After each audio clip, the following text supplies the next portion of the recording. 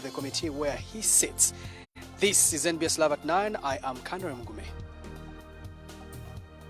Coming to you live from Plot 13, Naguru Summit View. This is NBS Live at 9 with Sheila Tusime and Samson Kasumba.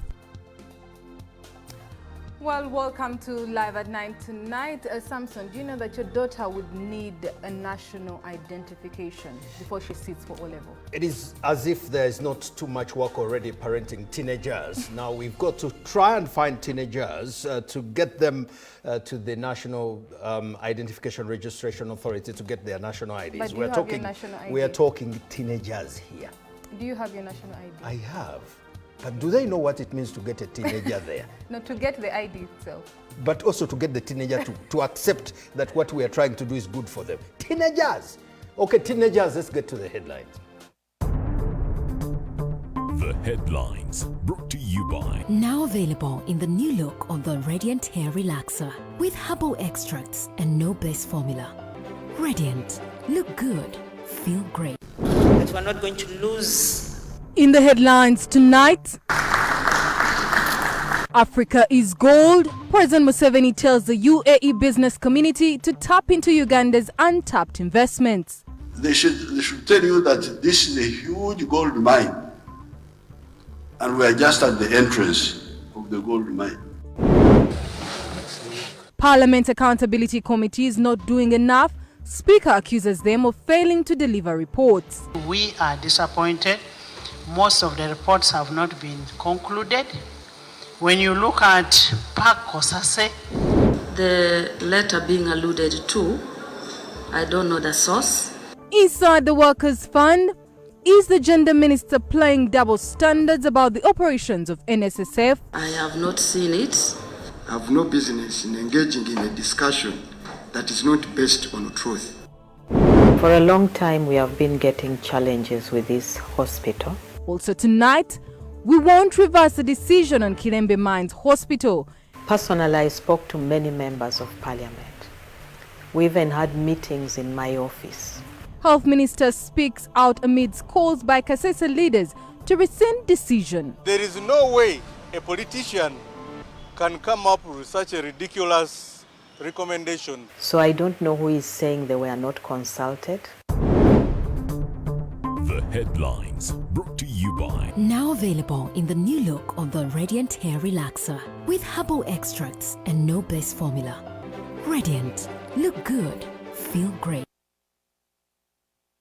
Once again, welcome to Live at 9 tonight. My name is Sheila Tusime, joined by Samson Kasumba. In our top story tonight, President Yoweri Museveni has asked the business community from the United Arab Emirates to take advantage of the many untapped opportunities available in the country and invest in Uganda. Addressing the UAE-Uganda Presidential Initiative on Investment Summit in the UAE capital, Abu Dhabi, President Museveni told the participants that although Uganda's economy is growing at 6% per annum, the economy has great potential to grow faster. Uganda Investment Authority. President Yoweri Museveni, who is on a working visit to the United Arab Emirates, has addressed the UAE-Uganda Presidential Initiative on Investment Summit in the UAE capital of Abu Dhabi. Here, the president described Uganda and the African continent as a gold mine with many untapped business and investment opportunities that he encouraged the United Arab Emirates investors to take advantage of. We, on the political level, we have moved. First of all, I'm trying to tell them, please don't delay the private sector. Don't waste time with the feasibility studies, with what, because the private sector is responsible for his own analysis. So I'm not happy with the way they talk to you. It's good I've come and talk to you myself, because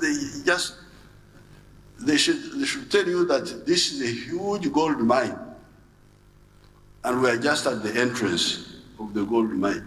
They should bring out that very clearly.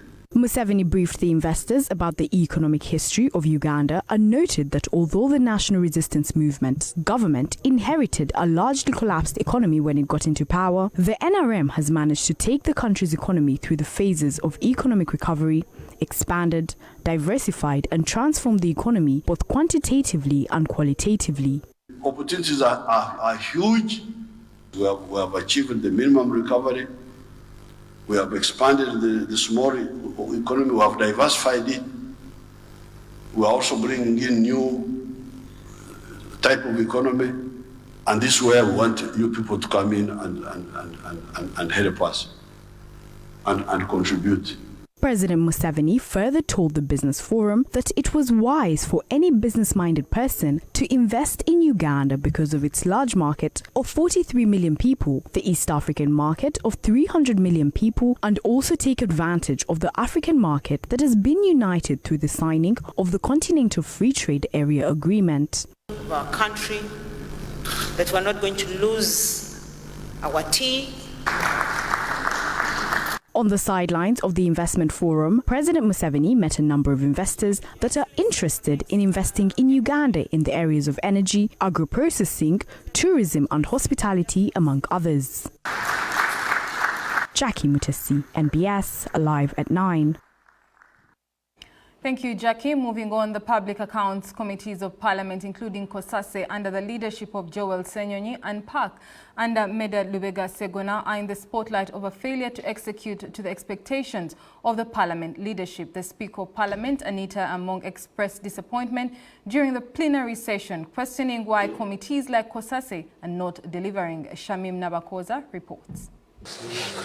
The Speaker of Parliament, Anita Among, has lashed out at accountability committees of Parliament for failure to deliver reports as expected, yet queries on accountability of public funds keep lingering. For us to be able to complete the accounting cycle, we must have a report from all these committees presented to this House. Speaker Among, who expressed disappointment over the delays by committees to clear their backlog, pinned COSASE, which is chaired by Joel Senyonyi, of not living up to the task. We are disappointed. Most of the reports have not been concluded. When you look at PAC COSASE, they had 107 reports. 4 have been considered. 1 is going to be considered today. There is a balance of 103. PAC local government, 139 reports. 80 reports have been considered. 80 are outstanding, and the balance is 59. The Speaker threatened to invoke sections of the law to hand the reports. Some committee chairpersons have asked the Speaker to accord them more time to deliver on time. Some committee chairpersons, however, raised several challenges in their executions. We would therefore pray that you give us an opportunity to present those pending reports which are ready. If you allowed, probably by Thursday, we could have about 40 reports which are pending. Recently, the COSASE chairperson Joel Senyonyi is among the chairpersons who have agitated for space to present the reports. We have operated for about 1 year and 2 months, and in that period we have processed 5 reports. So do research about previous COSASEs that operated for 2.5 years, find out how many reports were produced. While Parliament returns with queries from within its own committees on accountability and being able to execute the job of reports given to them on different entities of government, there are questions on whether several of these committees can handle the task. In a month you're meeting only 12 times, because in a week you meet 3 times. So that time alone does not get to be adequate. It's not possible to inquire into all the 170 plus entities. No, you look out for which ones are those that have huge budgets and yet they have queries. Meanwhile, the Speaker has cautioned the legislators against absenteeism. Shamim Nabakoza, NBS, Live at 9. Security experts have warned that the budget cuts to the Uganda Police Force could result into an increase in security loopholes and a rise in crime. This after the Ministry of Finance allocated the force only 823.7 billion shillings of the required 2.9 trillion shillings for the next financial year. Chair and honorable members. While appearing before the Defence Committee of Parliament on Monday, the Uganda Police Force, alongside other sister security agencies, presented the budget framework paper of 2.9 trillion shillings for the financial year 2023 to 2024. The national security has improved and the general crime rate has reduced. In the same committee, it was revealed that out of the 2.9 trillion shillings requested for by police for next financial year, only 823.7 billion had been allocated, which is only a third of the money required. This, according to security analysts, places the country at high risk of facing worsened security loopholes arising from police budget cuts. If we don't give them more money, that means that the normal policeman will be getting less than 500,000. That is for starters, and you don't expect him not to be corrupt, because how will he survive? Because Parliament has to know that if you underpay a police officer, other than morals and discipline and so many things, you are likely to have a very, very indisciplined officer. Now, if they put money in health, that's also security, by the way, because the government wants to ensure that the people are secure. If they put money in agriculture, that is also human security. It's also food security. During its day-to-day legal mandate, police is obliged to investigate cases to their logical conclusion, a legal mandate that is set to suffer most with budget cuts. If their budget is that small, that means that they are going to be left to survive on their own. So the problem of police being indisciplined will not be on their own. It will even involve the government, it will involve the Parliament, because we have left them to fend for themselves. And now once we leave them to fend for themselves, then there will be a very big problem. People still believe that even if police is given all the trillions they need, still their moral fiber still has issues, and there will be a problem, and that has to be worked upon. If the police can work on their moral fiber, then it's okay. The limited funding to police comes at a time when the security entity has been faced with various attacks that in 2022 propelled the entity's administration to close down smaller posts to consolidate security at the sub-county. Now, with this new development, it is not clear how the force will manage the country's security with limited funding to the sector. The police has an uphill task to investigate so many cases, especially in internal security, law and order, keeping law and order, and all those other things. Police is responsible for internal security otherwise. Nonetheless, security analysts have advised police to properly account for the little they receive amidst clearing their tarnished image in the public domain. Jackie Mutesi, Julius Chitone, NBS, Live at 9. The Ministry of Health maintains it is not reversing its decision of deactivating Kilembe Mines Hospital from the list of facilities that qualify for essential medicines and health supplies. The ministry says the continuation of its services at this hospital is just wastage of public funds, since no one knows when the floods will return. But the leadership in Kilembe is calling for the immediate resignation of any leader from Kasese who was involved in this decision. On December 2nd, 2022, the Ministry of Health Permanent Secretary, Dr. Diana Twine, communicated the decision to deactivate Kilembe Mines Hospital from the list of facilities that receive essential medicines and health supplies. She asked the Executive Director of Joint Medical Stores to deactivate Kilembe Mines Hospital and directed that the money that was being allocated to the facility be allocated to other facilities in both Kasese District and Kasese Municipality. For a long time, we have been getting challenges with this hospital because of the floods. Whenever it floods, the hospital is affected, equipment is destroyed, and this has not only been once. The decision is said to have been taken by the government and the leaders from the district. Personally, I spoke to many members of Parliament. We even had meetings in my office. So I don't know who is saying they were not consulted. We visited the ground several times. We discussed the challenge with the local government leaders. There is no way a politician can come up with such a ridiculous recommendation of closing a health facility that is serving a population that is almost bigger than some of these districts we have. Nobody was consulted about the dissolution of Kilembe Mines Hospital. Acheng explains that currently there is no financial obligation from the Ministry of Health to Kilembe Mines Hospital. The hospital has been receiving about 354 million shillings annually from the Health Ministry. According to Acheng, the ministry is planning to upgrade Lukoche Health Center to a general hospital to ensure access to healthcare in that catchment area. Rukochi Health Center 4 is undergoing an upgrade to a general hospital to cover for that area. In addition, there is a Health Center 2 just on the other side of the river near the mines, but on a higher ground, that is also being upgraded to a Health Center 3 to cover for the population. Locals are now tasking the Ministry of Health to produce proof that the consultations were done, including the people it was done with. If there is another politician who was consulted, then he must not be belonging to the chain of command of the political wing in Kasese District. The hospital is in the area of the floods, and unless the flooding is addressed, we cannot have a hospital there, and we go to bed comfortably. During the rainy season, it can't happen. Chilembe Mines Hospital serves over 15,000 residents with the neighboring communities, and it is not certain what will become of the facility following the government decision. Henry Mugenyi, NBS Live at 9.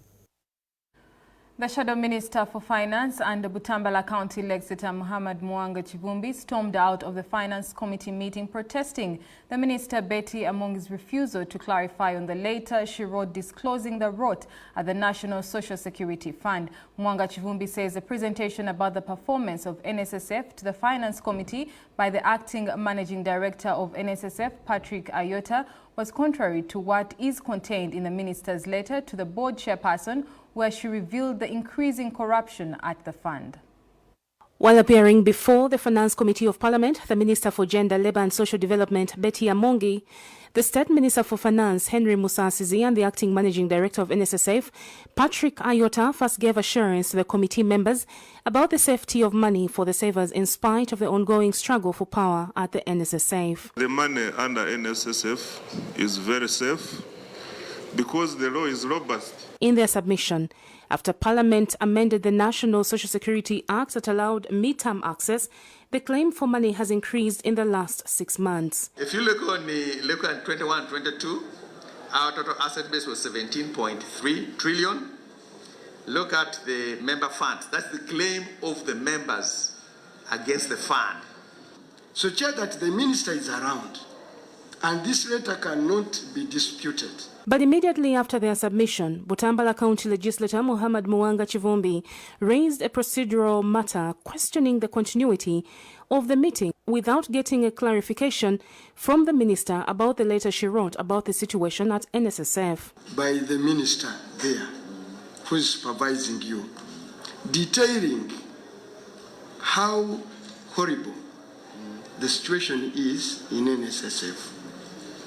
From declining members to gross corruption, gross incompetence. The letter being alluded to, I don't know the source.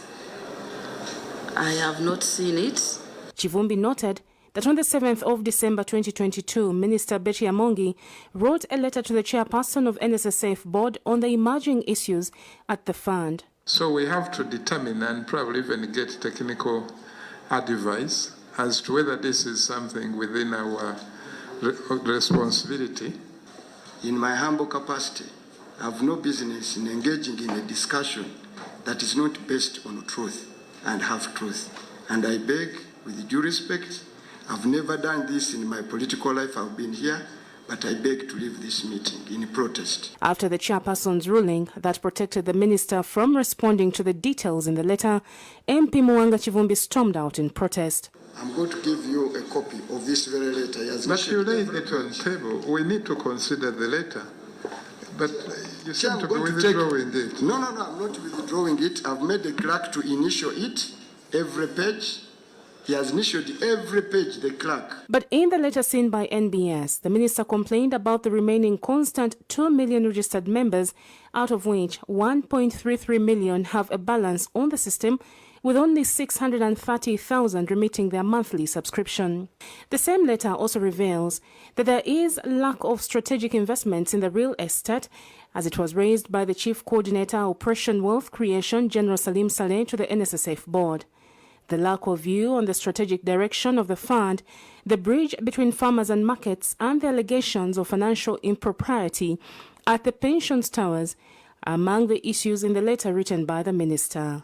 Linda Ndumwami, Sam Ibandamgabi, NBS, Live at 9. Controversy continues to haunt the National Social Security Fund, with savers increasingly becoming worried about the situation at the fund.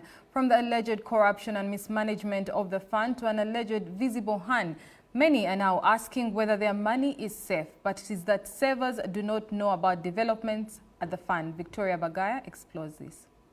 The National Social Security Fund has been making headlines for all the wrong reasons ever since a letter penned by Gender Minister Amongi Betty Ongom was made public. Reactions from all corners are sailing in, with many trying to make sense of the chaos at the fund. Well, what is going on in the NSSF is not limited to the NSSF.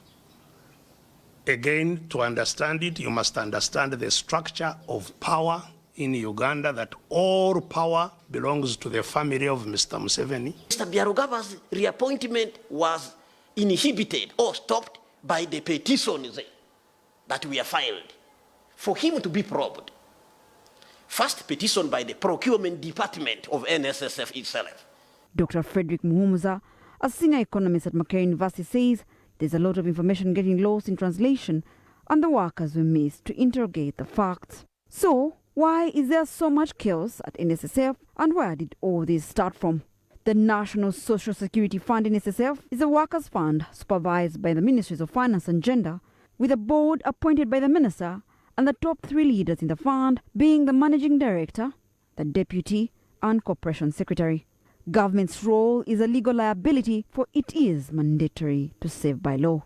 According to the law, the managing director and deputy are mandated to serve for 10 years, with an exception for a one-time renewal under 60 years each cap.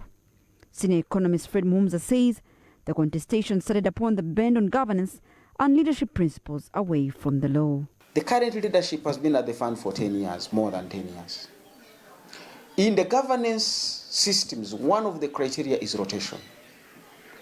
Initially, the fund managers would be there for 3 years, renewable once, subject to performance. Now, these have stayed for 10 years. They have done a good job. But isn't it time to move on?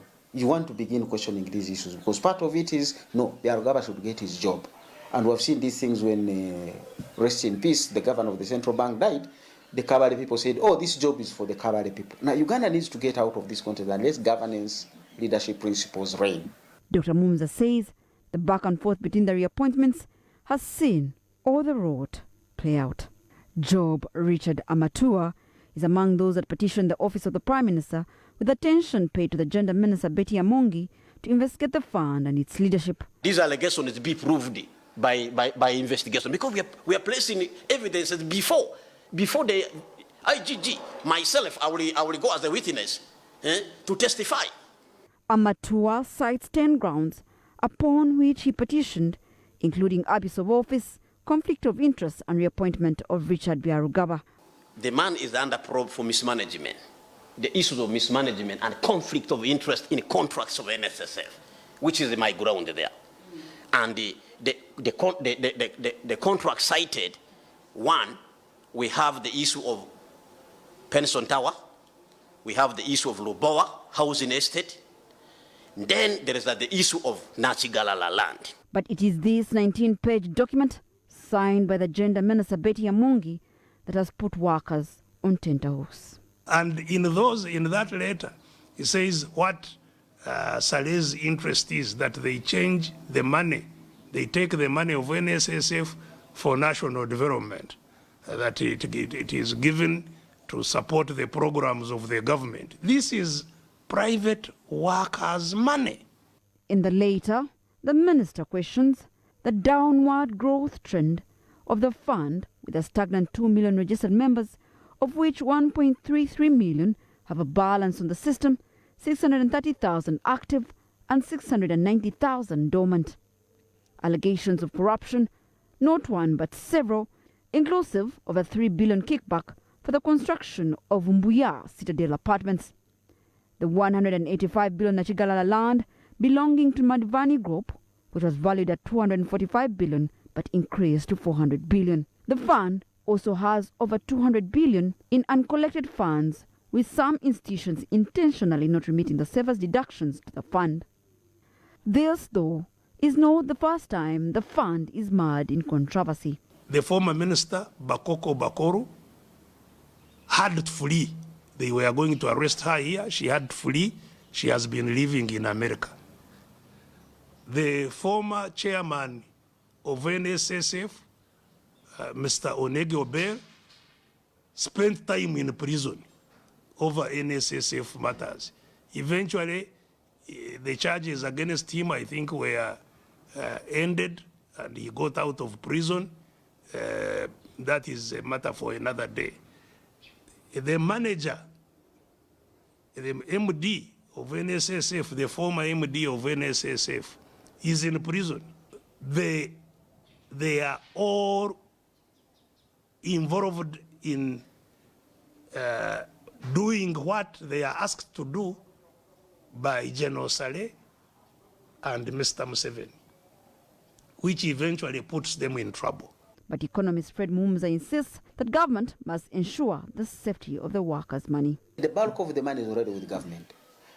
75% of the 17.9 trillion has already been borrowed by government. Now, I would even be worried, knowing how government money is handled. That's where actually the worry should be, that the thieves in government are actually stealing NSSF money. But as the IGG is yet to launch investigations into the saga, Dr. Muhumuza says there's a lot to unearth. It's not that the money people will come with a wheelbarrow and pick it from the fund. That is going to be normal corruption as we know it, and it can happen academically and intellectually, somebody through over-invoicing. But now that they have reached those levels, it means who did the people send on the board to protect their money? Because that board is supposed to be supervising the management. Who did the minister appoint in the management to protect our money? Because Victoria Bagaya, NBS, Live at 9. It is concerning, especially for those of us who are servers with the National Social Security Fund. And Kanaro Mugume, who is also server with the National Security Fund and is also a journalist, is seated with the Honorable Mwanga Chivumbi, who is the Shadow Minister of Finance, and also stormed out of a meeting in protest this evening. Let's turn over to Kanari. Kanari, you're a server, and you mentioned it, and I'm also a server with the National Social Security Fund. One of those words, tongue twisters, and but let's just get ourselves into this very tongue twisting story, if you may. When a man who has been a shadow finance minister for a couple of years now storms out of a meeting, then you could ask him what exactly could have prompted that. Is he saying something that we're not? Many thanks for joining us this evening, Honorable Mwanga Chivumbi. What could have prompted, what was your point of departure with the chairperson of the committee where you sit? Well, we were meeting the giant NSSF and getting an expose about its status. And we are speaking about people's savings. You are speaking about an institution that has a capacity of 17 trillion. That is a huge amount of money. And in the background, as it has had management challenges.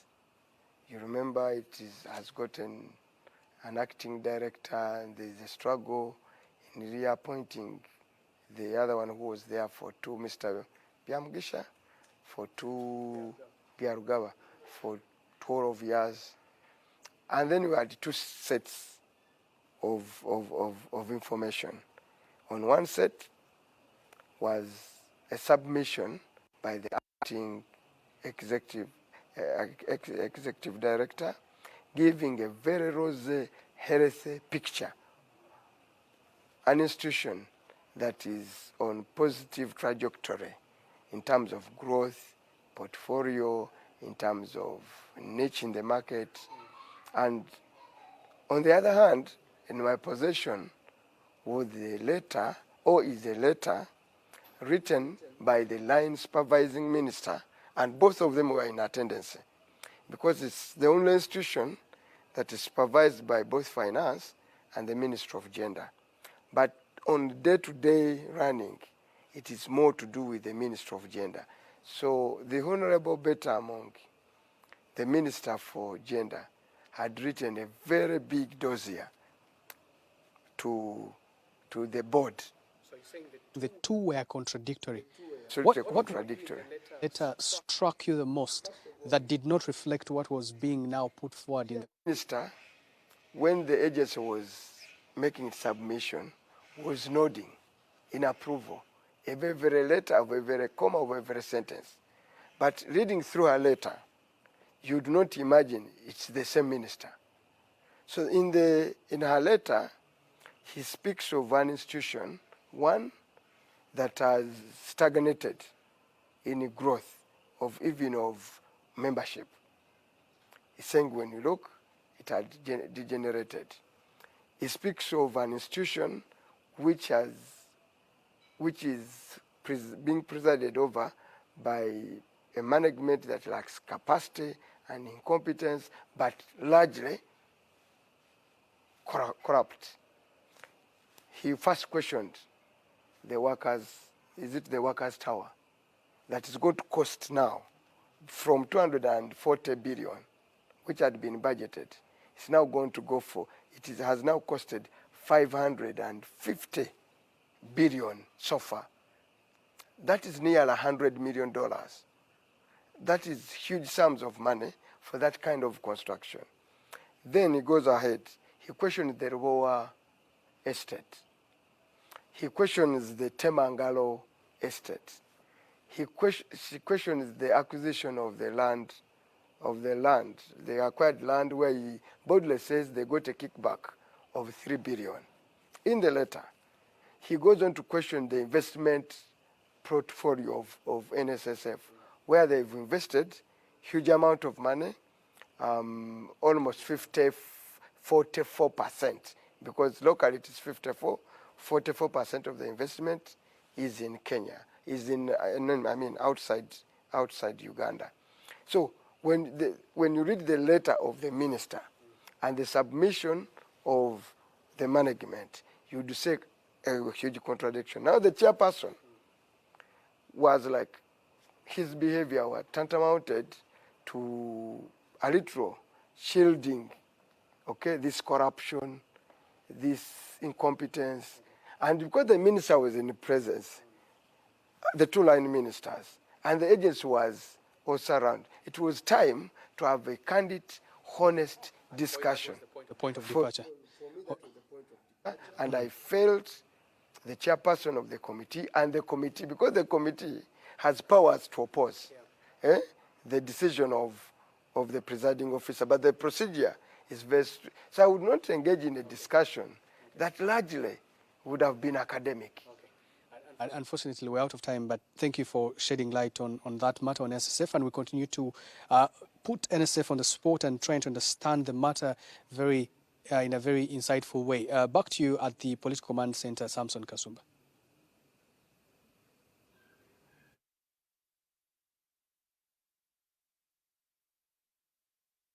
Minister of Finance. Karen Mugume there. Thank you a bunch. Karen Mugume speaking to the Shadow Minister of Finance. You're definitely still watching us here at the Political Command Center. And our job for now is to take you into the break. Sheila and I are still here. More to come, brought to you by Make Your Building a Paradise. We have weather-coat emulsion, undercoat emulsion, silk vinyl emulsion, flat emulsion, super gloss and high gloss. Global Paint, a reliable product. Still to come, Buganda Kingdom in a blood donation drive, appealing to the rest of the country to join hands and address the shortage of blood. On matters of health, I urge all Ugandans to resolve in 2023 to work together. More to come, brought to you by Make Your Building a Paradise. We have weather-coat emulsion, undercoat emulsion, silk vinyl emulsion, flat emulsion, super gloss and high gloss. Global Paint, a reliable product. The Tales of Kasozi, brought to you by Uganda Communications Commission. Yes, hello? This is Kasozi. How can I help you? Calling you from the mobile service center. Okay. So how can I help you? Well, we have noticed a few things wrong with your number and need your mobile money PIN. Ton Ferrer, never give out your password or PIN to any caller. Your mobile service provider will never call or ask for your personal details. If in doubt, go to your nearest phone service center. This message is powered by UCC, MTN, Airtel, Bank of Uganda, and NPSP Association. Work. Work's over. Busy Biter, get down to snack business. When snacking is under attack, we'll be there to fight back.